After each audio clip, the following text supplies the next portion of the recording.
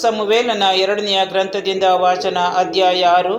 ಜೆರೂಸಲೇಮಿಗೆ ಬಂದ ಸರ್ವೇಶ್ವರನ ಮಂಜೂಷ.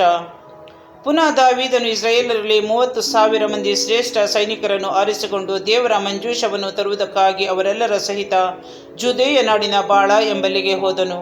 ಆ ಮಂಜೂಷವು ದೇವನಾಮದಿಂದ, ಅಂದರೆ ಕಿರುಬಿಯರ ನಡುವೆ ಆಸೀನರಾಗಿರುವ ಸೇನಾಧೀಶ್ವರ ಸರ್ವೇಶ್ವರ ಎಂಬ ನಾಮದಿಂದ ಸುಪ್ರಸಿದ್ಧವಾಗಿತ್ತು.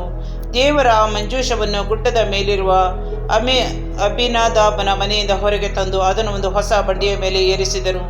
ಅಭಿನಾದಾಬನ ಮಕ್ಕಳಾದ ಉಜ್ಜನು ಮತ್ತು ಅಹಿಯೋಲನು ಆ ಬಂಡಿಯನ್ನು ನಡೆಸಿದರು. ಗುಡ್ಡದ ಮೇಲೆ ವಾಸವಾಗಿದ್ದ ಅಭಿನಾದಾಬನ ಮನೆಯಿಂದ ತೆಗೆಯಲಾದ ದೇವರ ಮಂಜೂಷದ ಮುಂದೆ ಅಹಿಯೋವನು ನಡೆಯುತ್ತಿದ್ದನು.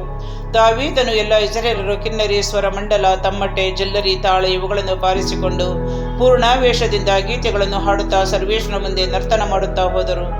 ಅವರು ನಾಕೋನನ ಕಣಕ್ಕೆ ಬಂದಾಗ ಎತ್ತುಗಳು ತಡವರಿಸಿದವು. ಉಜ್ಜನು ಕೈ ಚಾಚಿ ದೇವರ ಮಂಜೂಷವನ್ನು ಹಿಡಿದನು. ಆಗ ಸರ್ವೇಶ್ವರ ಉಜ್ಜನ ಮೇಲೆ ಕೋಪಗೊಂಡರು.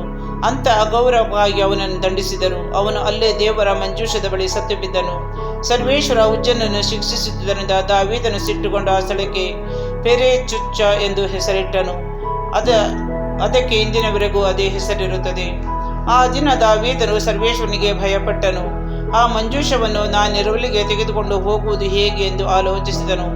ಅದನ್ನು ದಾವೀದನಗರಕ್ಕೆ ತರಲುದೇ ಗತ್ ಊರಿನ ಓಬೇದೋಮನ ಮನೆಗೆ ಕಳುಹಿಸಿದನು. ಸರ್ವೇಶ್ವರನ ಮಂಜೂಷ ಗತ್ ಊರಿನ ಓಬೇದೋಮನ ಮನೆಯಲ್ಲಿ 3 ತಿಂಗಳು ಇತ್ತು. ಆ ಅವಧಿಯಲ್ಲಿ ಸರ್ವೇಶ್ವರ ಅವನನ್ನು ಅವನ ಮನೆಯವರನ್ನು ಆಶೀರ್ವದಿಸಿದರು. ಹೀಗೆ ಸರ್ವೇಶ್ವರ ತಮ್ಮ ಮಂಜೂಷದ ಕಾರಣ ಓಬೇದೆದೋಮನನ್ನು ಅವನಿಗಿರುವುದೆಲ್ಲವನ್ನು ಆಶೀರ್ವದಿಸುತ್ತಾರೆಂಬ ವರ್ತಮಾನ ದಾವೀದನಿಗೆ ಮುಟ್ಟಿತು. ಅವನು ಹೋಗಿ ಓಬೇದೆದೋಮನ ಮನೆಯಲ್ಲಿದ್ದ ದೇವರ ಮಂಜೂಷವನ್ನು ಉತ್ಸವದಿಂದ ದಾವೀದನಗರಕ್ಕೆ ತಂದನು.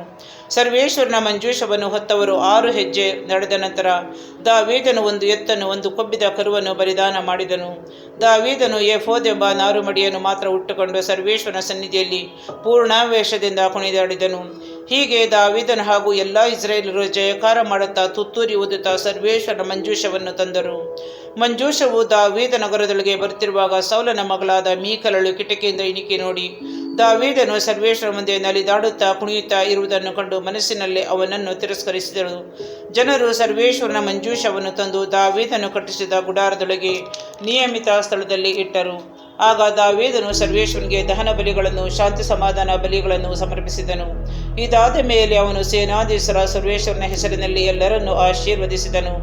ನೆರೆದು ಬಂದು ಸಭೆ ಸೇರಿದ ಇಸ್ರಾಯೇಲರಲ್ಲಿ ಪ್ರತಿಯೊಬ್ಬ ಗಂಡಸಿಗೂ ಹೆಂಗಸಿಗೂ 1 ರೊಟ್ಟಿಯನ್ನು, 1 ತುಂಡು ಮಾಂಸವನ್ನು ಹಾಗೂ ದ್ರಾಕ್ಷಿ ಹಣ್ಣಿನಿಂದ ಮಾಡಿದ ಉಂಡೆಯನ್ನು ಕೊಡಿಸಿದನು. ತರುವಾಯ ಜನರೆಲ್ಲರೂ ತಮ್ಮ ತಮ್ಮ ಮನೆಗಳಿಗೆ ಹೋದರು. ಆ ನಂತರ ದಾವೀದನು ತನ್ನ ಮನೆಯವರನ್ನು ಆಶೀರ್ವದಿಸುವುದಕ್ಕೆ ಹೋದಾಗ ಸೌಲನ ಮಗಳಾದ ಮೀಕಲಳು ಅವನೆದುರಿಗೆ ಬಂದಳು. ಈ ದಿನ ಇಸ್ರಾಯೇಲರ ಅರಸರು ಎಂಥ ಅಗೌರವದಿಂದ ನಡೆದುಕೊಂಡರು. ಹುಚ್ಚರಲ್ಲಿ ಒಬ್ಬರಂತೆ ತಮ್ಮ ಜನಸಾಮಾನ್ಯರಾದ ದಾಸಿಯರ ಮುಂದೆ ಬೆತ್ತಲೆಯಾಗಿದ್ದಾರಲ್ಲ ಎಂದಳು. ಆಗ ದಾವೀದನು ಆಕೆಗೆ, ನಾನು ಮಾಡಿದ್ದು ಸರ್ವೇಶ್ವರನ ಸನ್ನಿಧಿಯಲ್ಲಿ ಮಾತ್ರ. ನಿನ್ನ ತಂದೆಯನ್ನು ಅವನ ಮನೆಯವರನ್ನು ಬಿಟ್ಟು ನನ್ನನ್ನೇ ಆರಿಸಿಕೊಂಡು ತಮ್ಮ ಪ್ರಜೆಗಳಾದ ಇಸ್ರಾಯೇಲರ ಅರಸನನ್ನಾಗಿ ಮಾಡಿದ ಆ ಸರ್ವೇಶ್ವರನ ಮುಂದೆ ಇನ್ನೂ ಹೆಚ್ಚಾಗಿ ಕುಣಿದಾಡುವೆನು. ಇದಕ್ಕಿಂತಲೂ ಹೆಚ್ಚಾದ ತಿರಸ್ಕಾರ ಹೊಂದುವುದಕ್ಕೂ ನನ್ನನ್ನೇ ಅಲ್ಪನೆಂದು ಭಾವಿಸಿಕೊಳ್ಳುವುದಕ್ಕೂ ನಾನು ಸಿದ್ಧನು. ನೀನು ಹೇಳಿದ ದಾಸಿಯರಾದರೂ ನನ್ನನ್ನು ಹೇಗೂ ಸನ್ಮಾನಿಸುವರು ಎಂದನು. ಸೌಲನ ಮಗಳಾದ ಆ ಮೀಕಲಳಿಗೆ ಜೀವದಿಂದಿರುವವರೆಗೂ ಮಕ್ಕಳೇ ಆಗಲಿಲ್ಲ.